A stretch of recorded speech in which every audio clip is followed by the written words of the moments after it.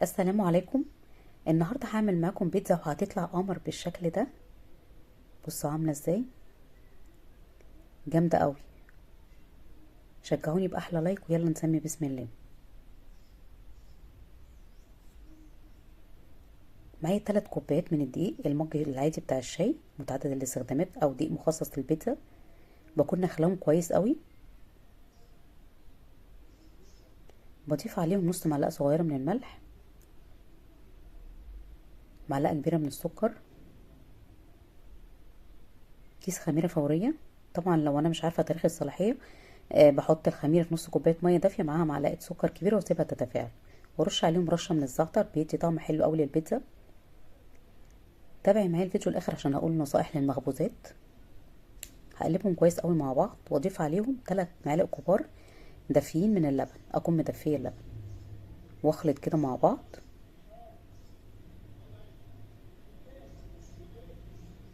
هضيف عليهم 3 معالق كبار من الزيت، اي زيت موجود عندي.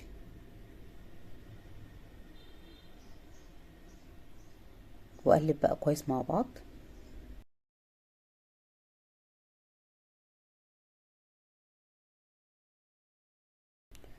هعجن بميه دافيه. هحط الميه بالتدريج، مش هحطها مره واحده، واحده واحده كده والم العجينه. وطبعا اي مخبوزات عشان تطلع ناجحه معايا وهشه لازم اعجنها كويس قوي. فالخطوه دي مهمه جدا، لازم اعجن في العجينه من 8 ل 10 دقايق.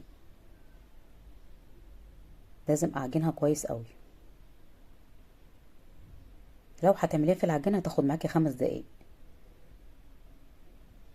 هحط رشه من الزيت كده الم بيها العجينه، العجينه بتبقى بتلزق بسيط قوي. هلم العجينه كده في ايدي. بصوا طريه وهشه ازاي معايا.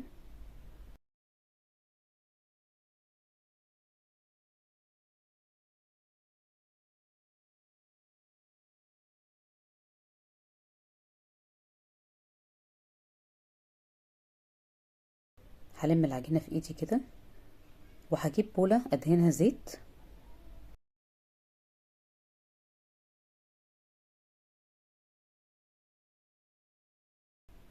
واحط العجينه وهقلبها كده على الناحيه التانية واغطيها واسيبها على جنب كده لحد ما تخمر.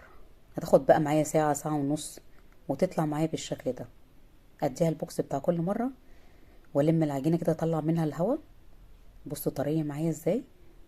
ده من شروط نجاح اي مخبوزات ان العجينه تبقى طريه في ايدي كده وناعمه.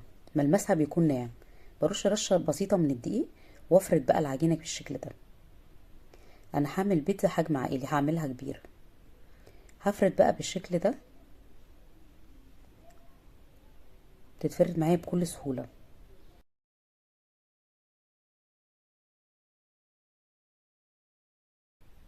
طبعا من شروط نجاح المعجنات اني احط معاها علبه زبادي، معلقتين لبن بودره لو ما عنديش زبادي، 3 معالق كبار لبن. طبعا الحاجات دي بتدي طعم حلو قوي للقمه، وانت بتاكلي البيتزا كده بيبقى طعمها حلو قوي. وبتخلي البيتزا او اي معجنات بتبقى هشه معايا.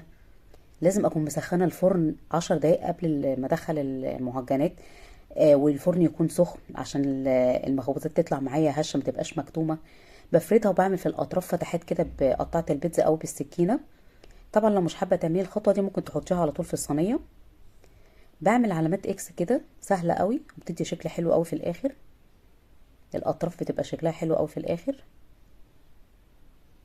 سهله قوي.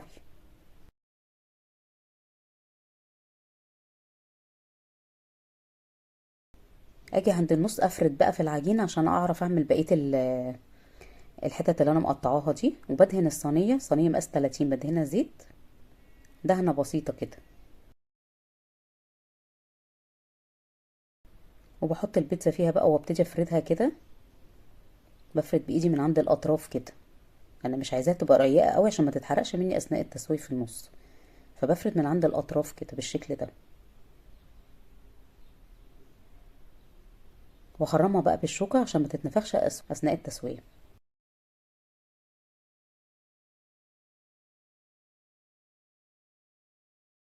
بكون عامله الصلصه.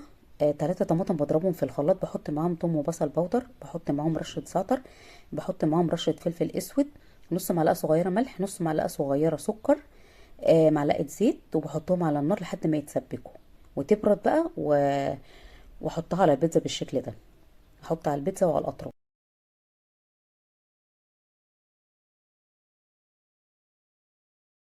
بحط بقى شرائح بصل، اي خضار عندك عايزه تحطيه حطيه، بصل، طماطم، فلفل الوان، شرائح زيتون، عايزه تحطي بسطرمه حطي، عايزه تحطي لانشون حطي، عايزه تحطي سوسيس، اي حاجه موجوده عندك حطيها. انا هعملها بالخضروات والجبن، فلو حابه تزودي بقى اي حاجات عندك تزودي. الطماطم طبعا ببقى شايله البذر بتاعها، القلب بتاعها كله بشيله عشان ما تنزلش ميه وتبوظ لي العجين. واحط فلفل الوان، ما عنديش فلفل الوان ممكن احط فلفل اخضر عادي.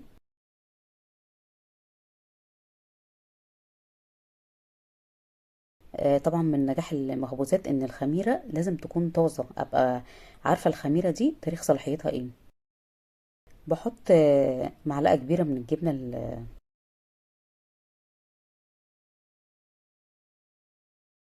بحط معلقه جبنه كريمي، بفردها كده بتدي طعم حلو قوي للبيتزا. طبعا لو مش موجود عندي اي انواع جبن ممكن احط جبنه موتزاريلا بس. انا عندي بواقي جبن بحطها. عندي جبنه تركي بقطعها كده واحطها. هحط جبنه موتزاريلا. طبعا كل الجبن والخضروات دي بتعلي القيمه الغذائيه، بتدي طعم حلو قوي للبيتزا، وانا بعمل حاجه في البيت لازم اخدمها كويس قوي. هيبقى لها طعم حلو، والقيمه الغذائيه بتاعتها بتبقى عاليه، بتبقى حاجه جامده قوي كده. بصوا شكلها عامل ازاي قبل التسويه. لو عجبكم الفيديو اعملوا لايك واشتركوا في القناه وفعلوا الجرس عشان يوصلكم كل جديد. بصوا طلعناها من الفرن قمر ازاي. دخلناها في الفرن مسخناها 10 دقايق قبليها على درجه حراره عاليه، اول ما خدت لون من تحت شغلت الشوايه بقت قمر بالشكل ده. يلا بقى نقطع عشان ندوق. هسيب لكم في اخر الفيديو طريقة عمل الجلاش بالخضروات والحواوشي وش بيتزا.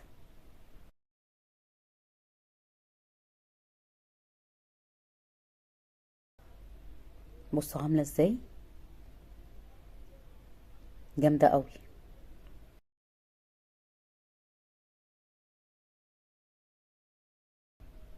ما تنسوش اللايك. باي باي.